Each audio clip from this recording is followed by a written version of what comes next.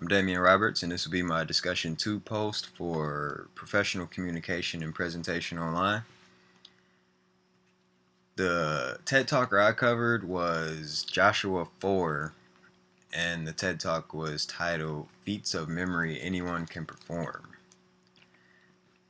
He started off pretty strong and grabbed the audience attention by requesting everyone to close their eyes, and he'd asked everyone to imagine pretty random yet funny things. And I think they were very memorable and were strong enough to hold the audience's attention throughout the entire presentation.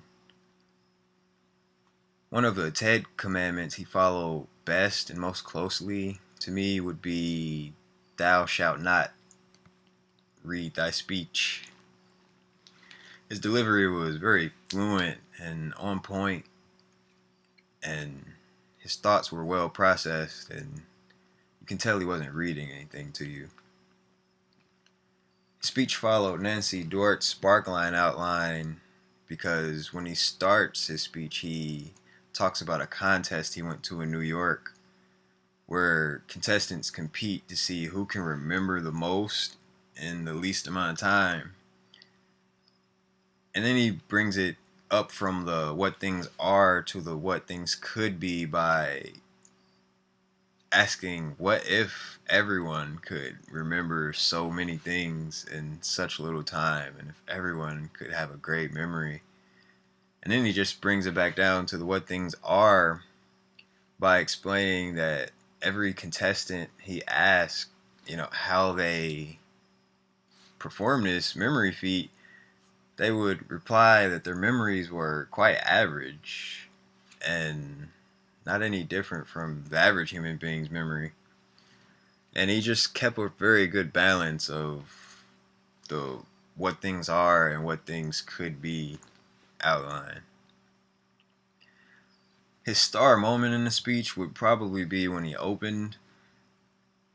And to go into more detail about it, after he had everyone close their eyes and envision these random things, some of the random things would be, imagine Britney Spears dancing in your living room, or the Wizard of Oz coming out of the oven in your kitchen, or the Cookie Monster on a horse eating a oatmeal raisin cookie.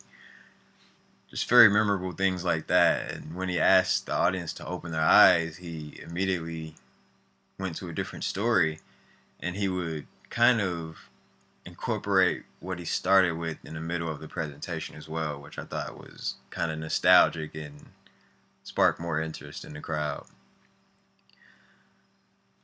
His delivery was pretty good, actually, and was very fluent. He has a very extensive vocabulary. He was very to the point with what he wanted to say and didn't pause a lot.